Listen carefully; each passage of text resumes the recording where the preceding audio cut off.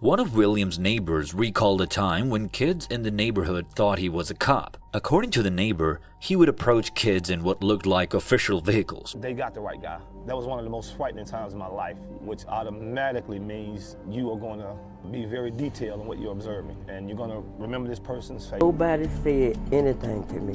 Nobody. Wayne Williams, born in Atlanta in 1958, seemed destined for success. He was a smart kid, described by teachers and classmates as a virtual genius. But things took a drastic turn, and no one saw it coming. This is the case of Wayne Williams and how he was caught for the unthinkable. After graduating from high school, he attended Georgia State University for a brief period before venturing into various fields like radio work, record production, and talent scouting. Despite having a lot of potential, Williams struggled to find his footing and faced financial difficulties, leading to his parents filing for bankruptcy. It affected Williams more than they thought it would. Appear, emphasize the word appear, to be the remains of children. One of Williams' neighbors recalled a time when kids in the neighborhood thought he was a cop. According to the neighbor, he would approach kids in what looked like official vehicles. Isaac Rogers says Wayne Williams was still approaching him when the neighbor came to the door, telling them to get off the streets or else he'd lock them up. While Williams' strange behavior was overlooked, what he did next could not be ignored. I feel great now because I had a chance to share my secret with the rest of the world. In the early hours of May 22, 1981, Williams had a fateful encounter with the police. Around 3 a.m. while driving his car, Williams was stopped by officers patrolling a bridge over the Chattahoochee River in Atlanta. Isaac Rogers says he doesn't know if Wayne Williams killed all the victims, but he says that's his brother's killer. Although the officers eventually let him go, this encounter would later prove to be super important. Just 2 days after this encounter, the body of Nathaniel Cater, a 27-year-old man, was discovered downstream from where Williams had been questioned. But that was just a start. Their credibility a little, but they still reported what they saw. Things were about to get terrifying for Atlanta. The Atlanta child murders were a series of tragic events that unfolded between 1979 and 1981. During this time, at least 29 murders took place in the Atlanta area, with most of the victims being young African-American boys. The first victims were 2 boys, aged 13 and 14. We have a black male. We do not know any more about that, including the cause of death. They were found dead on the side of a road in July 1979. As the months passed, more bodies were discovered, with the death toll reaching at least 6 by March 1980. Police don't believe that the child was killed here. There's no evidence of a struggle. Despite the efforts of local authorities, who were quickly overwhelmed by the scale of the crimes, the killer was not found. Isaac Rogers says he doesn't know if Wayne Williams killed all the victims, but he says that's his brother's killer. Frustrated by the lack of progress, the FBI joined the investigation, bringing in famed profiler John Douglas to assist. Douglas believed that the killer was likely someone who had access to the black community without arousing suspicion, and his insights helped shape the direction of the investigation.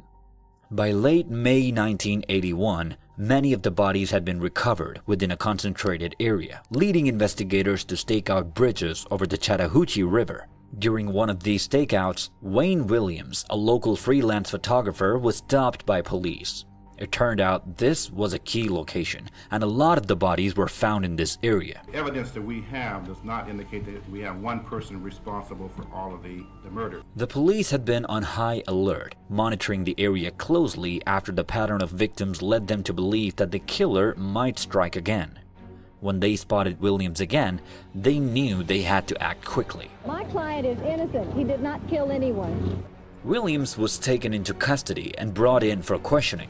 With him locked up, investigators looked into his alibis and examined evidence collected from his car and his family's dogs. Fibers found on the victims' bodies matched those from Williams' environment, making things much harder for him here.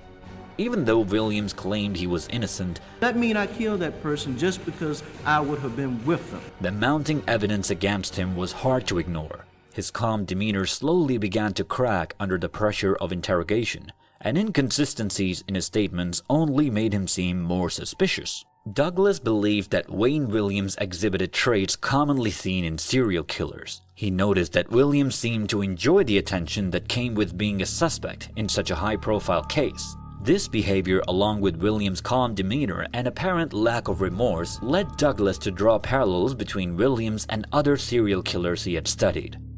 He also pointed out Williams' failures in life, such as his struggles in his career and personal life, as a possible motive for the murders. It was looking very possible that he was behind the murders after all. At this point, he theorized that Williams may have felt a sense of control and power through the killings, which is a common motive among serial killers. Before he knew it, he was arrested, charged, and convicted for the crime. Investigators say evidence connected Williams to the Atlanta child murders, but he was sentenced to life in prison for killing 2 adults. But somehow, even that wasn't the end of the story. Despite Wayne Williams' conviction for 2 of the murders, people still have a lot of doubt. Many believe that the evidence against Williams wasn't strong enough to conclusively link him to all the killings, and some have even suggested that he might have been a convenient scapegoat for a city desperate to solve the case. For them, he might have simply been in the wrong place at the wrong time, and the police just used that information to just pin it on someone. Even some of the relatives of the victims believe that Williams wasn't responsible for all of the killings, and that there may have been other perpetrators involved. Critics point to inconsistencies in the prosecution's case, noting that much of the evidence against Williams was circumstantial. Spectators here to see for themselves the climactic struggle of this 9-week trial, the prosecutor and the defendant. While fibers found in Williams' car and on the victims' bodies were cited as proof of his involvement, some argued that this evidence could have been easily contaminated or misinterpreted. Despite these doubts, Williams was convicted and sentenced to 2 life terms in prison. He says he's thrilled the city will now build a memorial for all the victims, a request from a grieving mother that 11 Alive brought to the city's attention. To this day, he maintains his innocence, and efforts to re-examine the case have only added to the mystery surrounding the Atlanta child murders. Whether Wayne Williams was truly responsible for these heinous crimes, or whether the truth remains buried with the victims, is a question that may never be fully answered. If you found this video interesting, please show your support by liking, turning the bell notification on, and subscribing to our channel for more content. Until next time, take care.